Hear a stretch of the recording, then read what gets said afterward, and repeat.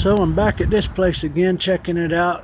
I've been coming by here since I saw it posted on Craigslist last June for about $750 a month. It might have been $7, I think, at one point, and then I saw it later go up as high as $8. They never done anything with it. I'm in Waco. The owners of this place are in Austin. It sits on an acre of land. There's, as far as surroundings,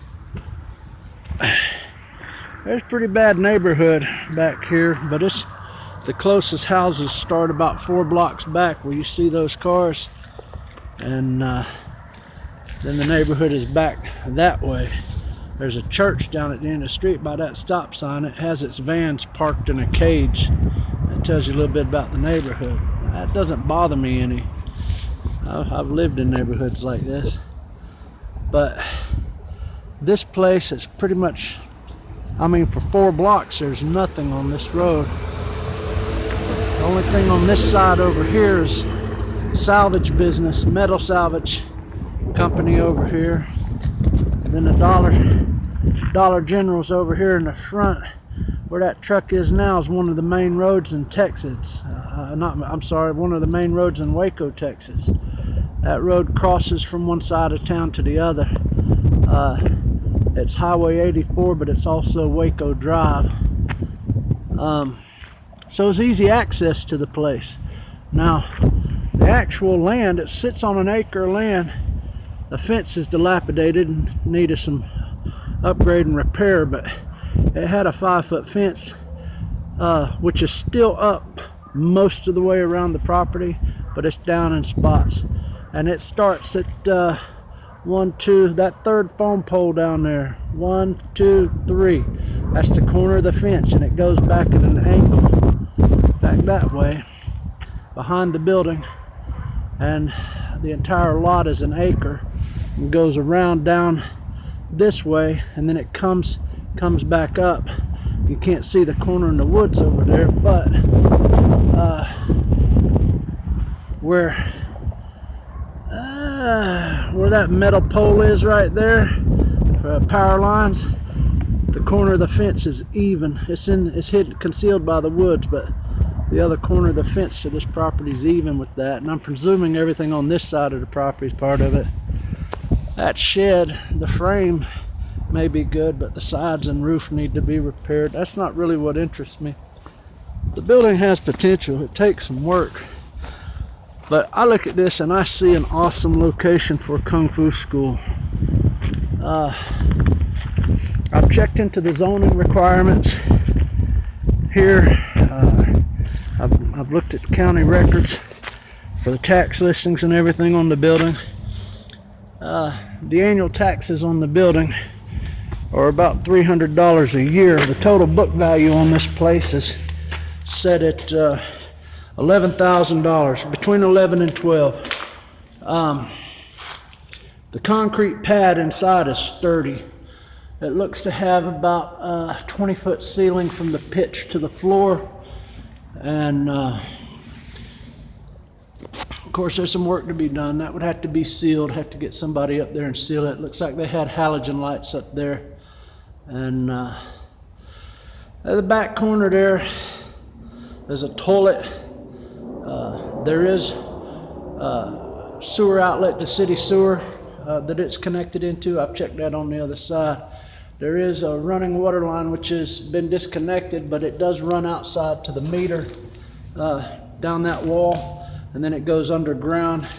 It hooks up to the meter out there by that phone pole next to where my truck is.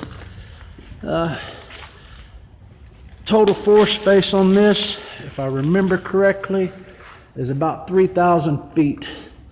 It might be a little less.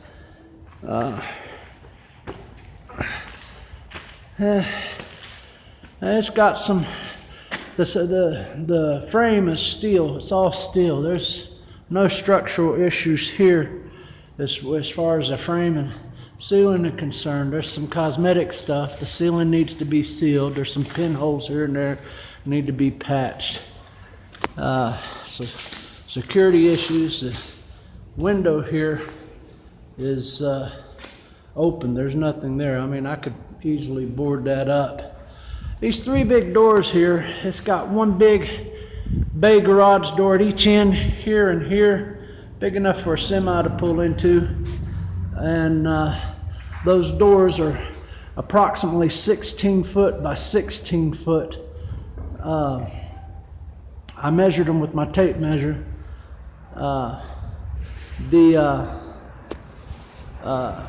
There's a third door right here.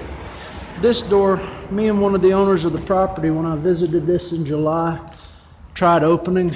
It was the only door we could get open at the time frame.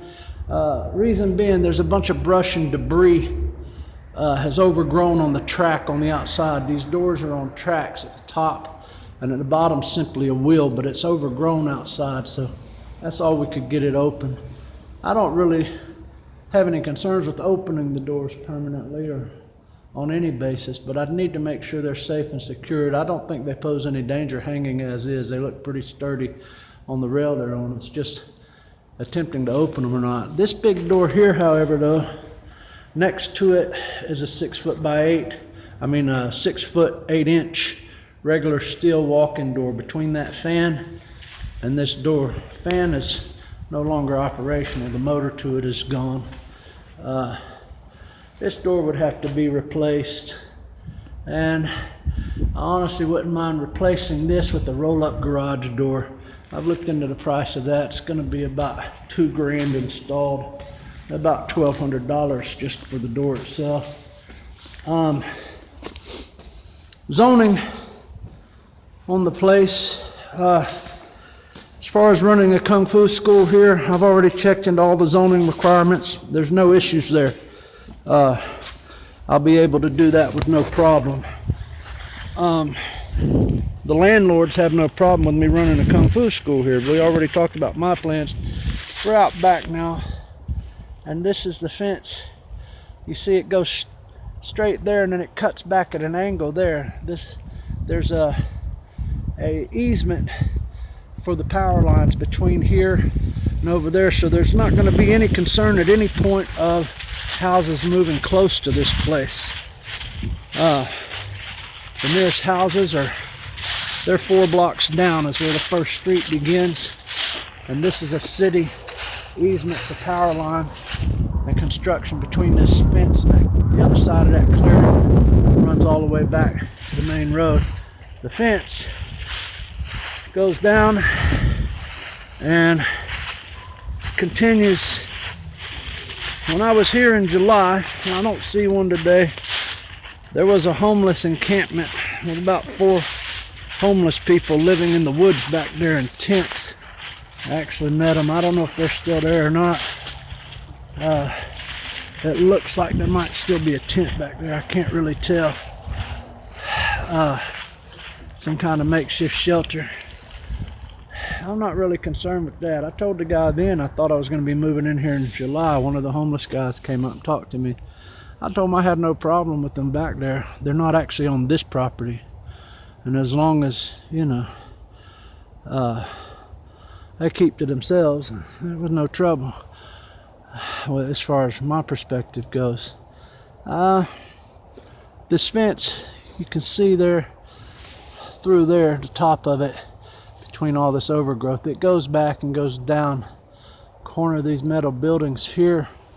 These are businesses off the main road I was talking about a minute ago. These are the backs of businesses from Waco Drive, rather. Anyway, this fence on this property continues over there and comes out at that corner where my finger is pointing. Right there, you see that tall tree over there? That's where the front corner of this fence and this side fence converge and meet at a 90-degree angle. The reason I'm showing this a lot is because I've also checked into the zoning issues with putting a mobile home on this same lot adjoining the business, or building onto the business with a small office that has maybe a Murphy bed in it, small / apartment, maybe like a tiny house set up. I'm already living in the space of a tiny house at my current house. When I closed my public kung fu school across Lake Waco and moved it into the house, I converted the back 2 bedrooms of my house into an apartment. So I'm already living in a space that is 12 foot wide by 25 foot long, and it's comprised of 2 rooms and a small bathroom. That's my primary living space where I'm at now. The rest of the house is used for kung fu school, so I'm already accustomed to that.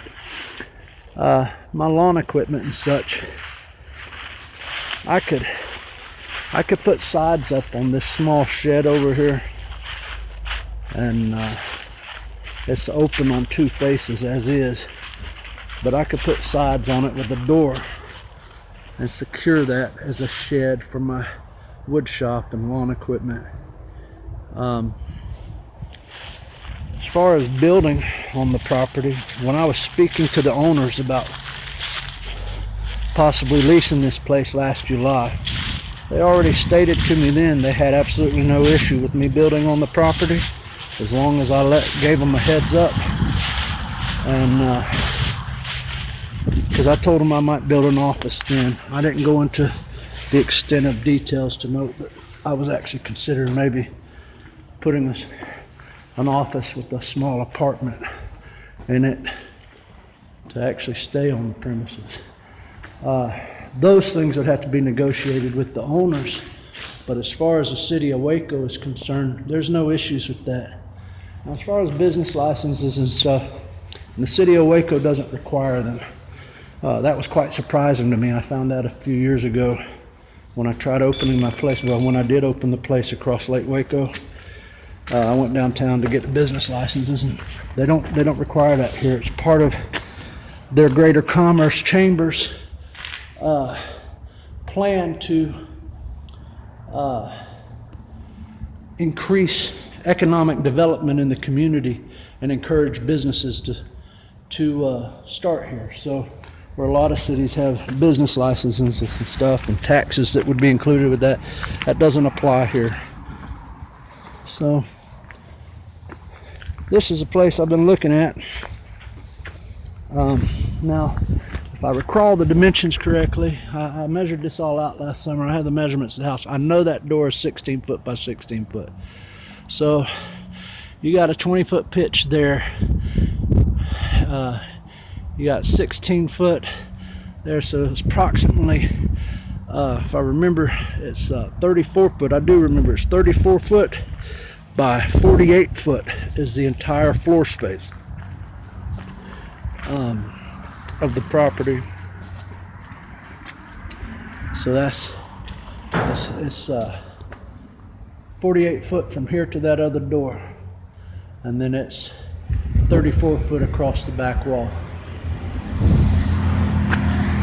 I've been coming by this place about every couple of months just to check and see if it's still empty. It is. It has easy access. Again, that's Waco Drive. That's one of the main thoroughfares in Waco. It's one of the 6 main thoroughfares. Now, if you go straight back here, I'll show you. I'll turn 180 degrees here in a moment. Now, 180 degrees this way,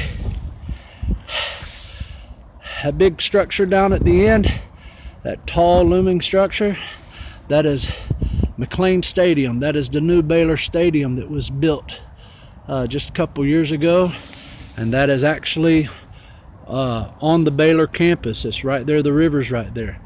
That building sits on Interstate 35, and there's from this stop sign 1 block over is another road that goes all the way down to I-35. So access to this place for people wanting to come and train would be easy, either by Waco Drive over here or coming up the interstate through Baylor. That's another thing. This is a college town. Some of the appeal I've had in student base that have shown interest in the past and actually come to train with me have been students from Baylor University. And also we have McLennan Community College here, and then we have Texas State Technical college on the other side of town, which has dormitories and its own housing area. So students from all over the state come to go to TSTC, as well as all over the state and country to go to Baylor. They come from around the country too, because for TSTC, because they teach aeronautics there. They teach people to fly commercial jetliners. There's enough parking here, parking space. I could easily over here fit 5 to 10 vehicles. I got an empty curb for 4 blocks. I could park vehicles along the curb if I needed to. It wouldn't disturb any other businesses. Over here on the lot itself, there's enough room here for maybe 5 vehicles across there to where these trees start, and then coming back out to the road, you could get another 5 or 6 vehicles in there. So just on the lot itself, I got 5, maybe 1 or 2, maybe 3 more, and another 5 here. I got enough parking space right here for 20 vehicles. There's enough floor space in there to train 40 people easily. I could probably train 60 people in a crowded situation inside that structure. Now things like this in this town, I have looked for years. Before I opened the place across Lake Waco, I went for years looking from time to time at different places to put a Kung Fu school, knowing one day I would have one here. And things like this, I know it's old, but I see the potential in it. And warehouses here they're few and far between. I mean, they got them, but not at this kind of price. And the biggest thing to this is that it's old. Also, the location. I don't have to worry about people bothering us when we're training. My biggest deal is security during closed hours when it's not operational, and that's why I'm thinking about living on the property. That would solve that problem. It would also solve the problem of having to maintain a separate dwelling here in Waco for living. I'm a single man, been single for a while. I don't anticipate any problem living like that.